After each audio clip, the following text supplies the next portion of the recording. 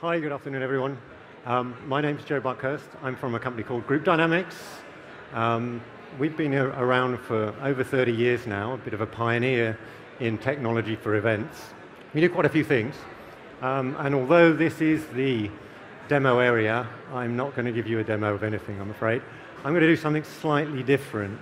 I thought it would be better, maybe more useful for you guys, if I just give you a bit of an overview, some reflections of our experiences using some of this technology at events over the last few years. Why? Because everything's changed, hasn't it? I'm going to be as generic and brand-free as possible, but of course, if you want some more information, come and find us. We're over there somewhere. Yeah, events have evolved, haven't they? Things have changed quite dramatically over the last few years. You can just see around all of the stands today. I mean, how many of the stands would have been here 3 years ago? How many of you would have been here 3 years ago? Things have changed quite radically. Technology is no longer limited to inside the meeting room. Suddenly, anything is possible. It's that wonderful dream. You know, we've got new ways of interacting with audiences. There are new avenues of communication. There's increased participation. It's a brave new world out there. And the downside, well, we do have to remember reality at some point. Unfortunately, there are fantastic ideas that base ourselves on reality. And three things come to mind straight away. Firstly, well, the first two are our two good old friends of budget and timescale. I haven't got a magic bullet for either of those, I'm afraid, so I will pretend they don't exist and go on to the third one, which I think is something that we all need to bear in mind, even with all this fantastic technology we're all producing now. And those are the objectives of the event. It's basics, basics, basics. Forgive me if I'm teaching you to suck eggs, but I think this is really important because the answers to these kind of questions are going to shape what you want to put in your delegates' hands at your event. If you don't do this, then you might get the wrong results.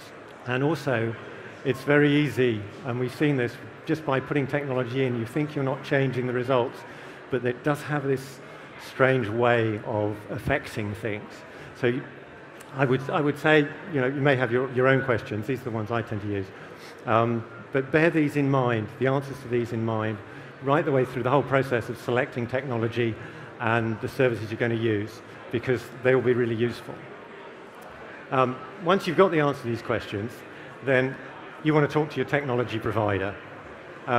We, as a technology provider, used to get involved rather later on. We were an add-on. We were brought in at the last minute, almost, to just provide some technology somewhere in an event. But now, as I said earlier, technology is all over the place.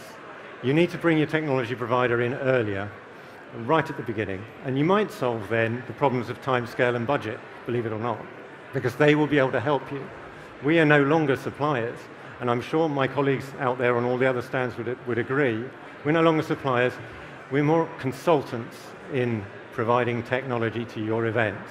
And you really need to ask them for recommendations. So go with the answers from the previous questions and say, hey, give me some recommendations, please. See what they come up with. And they might suggest solution A, solution B. See how that fits in with your ideas and what you're trying to get out of the meeting. And if you don't understand something, now's the time to say so. Because if you go and understand it on a one-to-one with your supplier, how are you going to explain it on a one-to-many to all of your delegates? How are they going to embrace this technology and use it correctly? So you must ensure that you do understand the technology you're going to use, and also make the technology adapt to your event. Don't adapt your event to the technology, because otherwise, you know, the audience are going to go away thinking, what a great piece of technology, and not thinking about, what a great event, I learned a lot, and they're not going to take away your messages. The other thing that's important is the what's in it for me principle. I believe that don't assume people are just going to use your technology because you're giving it to them. You've got to make them want to use it. There has to be something in it for them. There has to be a perceivable benefit to the delegate, and you have to demonstrate that benefit to them as soon as possible. Only then will you get them to use the technology to its full capabilities. And it may be something silly like, right at the beginning, having an icebreaker and getting them to send in a word or two on how they are feeling, and showing some of those words, or getting the presenters to read them out. And everyone will see that A, the technology is working, but B, the organizers are listening. So then when you have a more important session, people will be more likely to use the technology.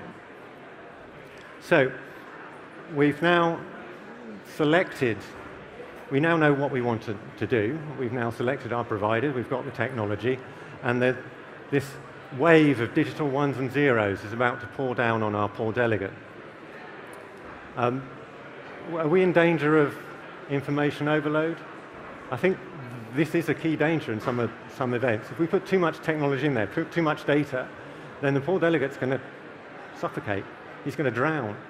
I've got a couple of quotes here that I find quite useful. They're not about events, but I think they are quite relevant to events. And I think you should be using the technology to enhance communication and to open doors, sometimes quite literally if you're using RFID. But be wary of it saturating and confusing your delegates. It's not an excuse to cram in far more content than you would do if you were using a traditional method of presentation. I suggest you try and take them on a journey. You know, rather than give them all the information to start with, maybe make things appear on their device as the conference proceeds. And then they will want to go back and look at it. They will engage with that content, and only at the end of the conference will they have the full picture. But when they have the full picture, they'll understand the full picture because they've been seeing it piece by piece. So that would be my advice on that respect. Okay, we've now decided what we're going to share with the audience. A bit of a salutary slide on data. It's a bit boring. And again, I'm going to break with PowerPoint rules that I'm supposed to explain stuff and answer questions. This slide is full of questions and no answers. That's because it really depends on your event, who your client is, who your delegates are, where the event is. Data security is quite important.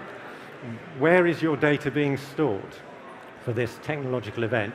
Is it on the cloud or is it local? If it's on the cloud, so we have some clients that say, no, it can't be on the cloud. This is sensitive financial information. It must be stored locally on a server in the venue. Other clients say, yeah, it's fine, it's on the cloud. But that cloud has to be in the UK. So again, you need to find that out. Public and private. For an event like this, it's fine, it's great. You want people to communicate on public channels like Twitter. But again, maybe a medical conference where you're discussing some sensitive data, you don't want people tweeting. So, but you do want people communicating. So create a private Twitter feed. It's not that difficult. A lot of providers can do that. It's very easy. Also, what's stored on the BYOD, which means bring your own device. So if you are using your own delegates' devices at the conference, ask the question, what's being stored there? Is there any sensitive information that can be taken away? And that might be the slides, it might be the content, but it might also be other things. I'll show you an example in a minute when something didn't go quite right on an event.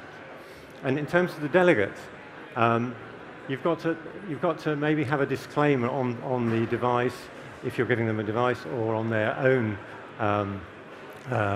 phone, because you might be sharing emails. If I'm sending out emails to people or note-taking, you know, they've got to give me the permission. I'm just a provider, all right? Here's just a quick example of when something didn't go quite right, but it's a learning curve. I'm just saying that the data is quite important and you need to ask these questions. The next one, and the last one, is not all Wi-Fi is the same. You might phone your venue and ask, can your Wi-Fi handle 200 people? They say, yes, of course it can. You'll go there, put 200 people there, the Wi-Fi won't work. Talk to your technology provider as well. Make sure it works. There isn't a quick bullet to this. You're going to have to learn some geek or find a geek you can trust. All right? I could give you a class here, but you'd be asleep after about 5 minutes. It's not that simple. All right? And just quickly, touching whether to rent tablets or bring your own device, there are some implications. Obviously, if you're renting tablets, there's cost, but they can be locked down. There's more customization. They're simpler to use. You will lose some, about 1%. Bring your own device. There's no hardware costs, but you've got an app you need to produce, and you need to do a lot of work to get people to install the app on their phone as well. It's not that simple. We're all basically lazy. You have to nag, nag, nag, nag. So you have to be a bit worried about the uptake there.